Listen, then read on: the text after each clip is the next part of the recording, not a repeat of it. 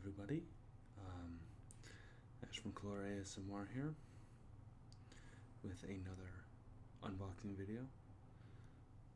Before we get into this unboxing video, I would really like to mention that my full return to making content, this and that, whatever, my full return is going to be June 24th. I know that's quite a bit of time away, but I'm still going through those transitions in my life that I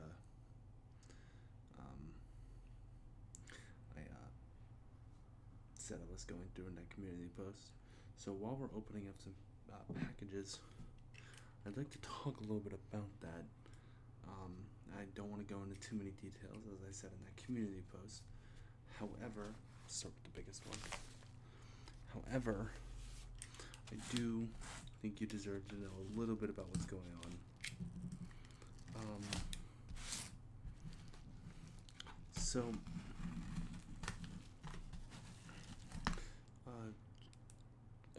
To make the long story short, I'm moving. I am moving at the end of this month.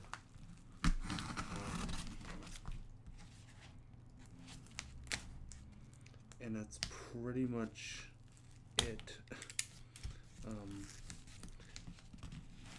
I don't want to disclose why I'm moving, but I am.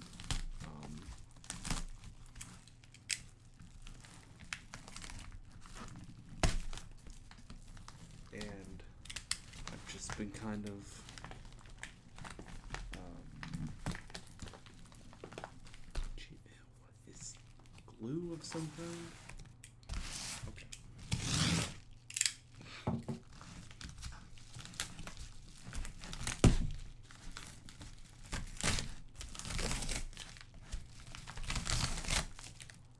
So,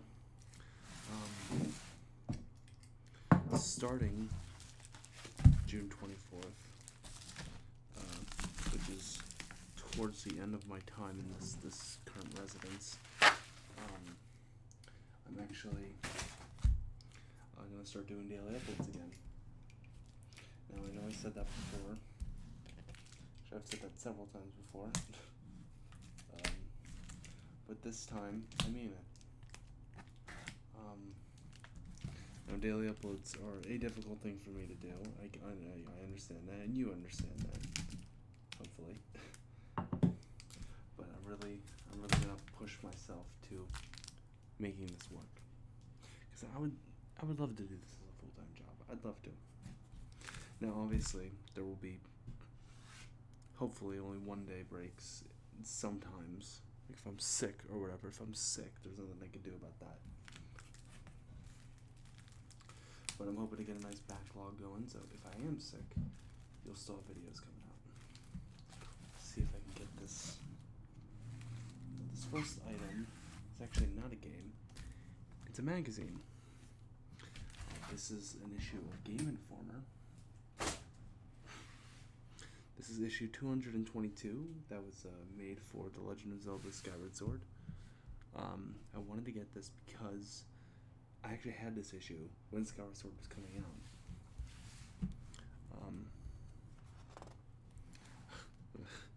Let's go fast, Sky. That's funny. 11, 11, 11. That's kind of funny. But I had this issue when it was coming out, and because I just couldn't wait for Skyward Sword, right? This is kind of a blast from the past. I might do a whole video looking at this, to be honest, but just to kind of skip around.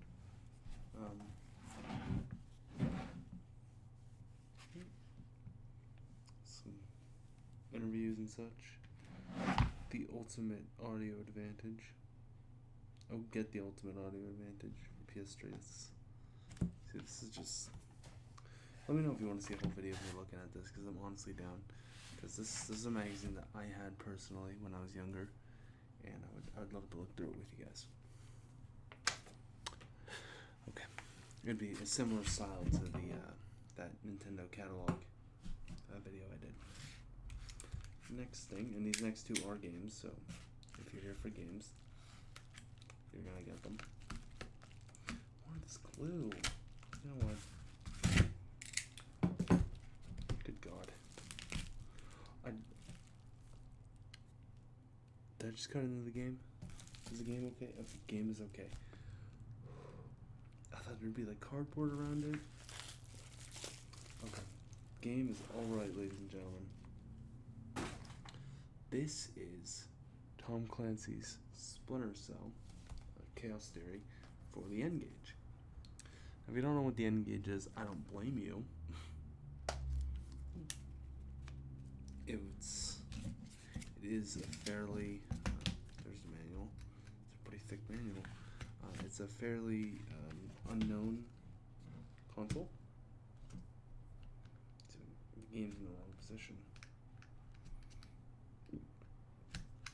Basically, it was DS type games, but this console I think released in 04. It was 04 or 05. Someone can correct me. I think it was 04. But this was Nokia's attempt to get into the handheld game market, and they decided to make a phone video game handheld market hybrid, and it failed miserably, unfortunately for them. But the thing that the Nokia really had going for it was, for some reason, it had a lot of franchise support. I don't get why.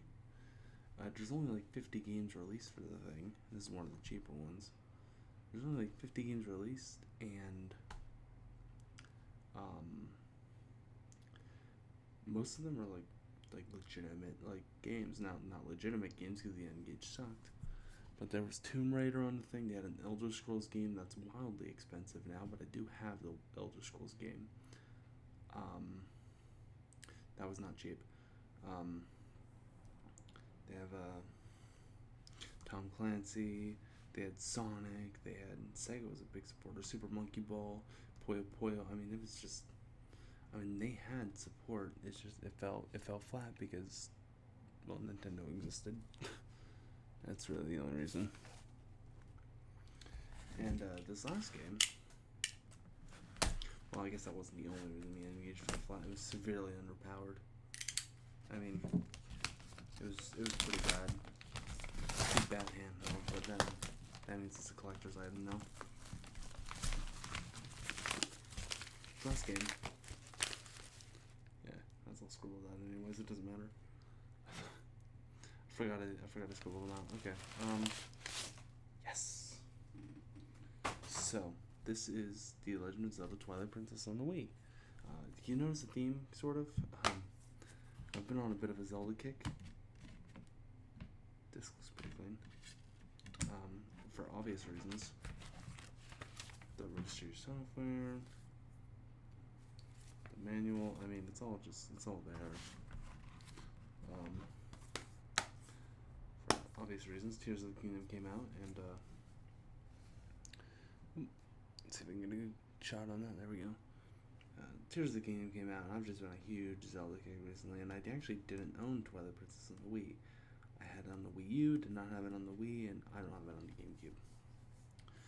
But here's a fun little fact here. If you're looking for a budget Zelda game that's amazing, like a cheap Zelda game that's still fantastic, Twilight Princess on the Wii.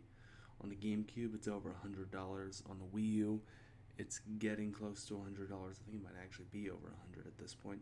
But on the Wii, I think I paid around $20 for this. So there's some downsides you got to deal with, like force motion controls are a big one. But the motion controls aren't terrible. They're not the worst. They're okay, but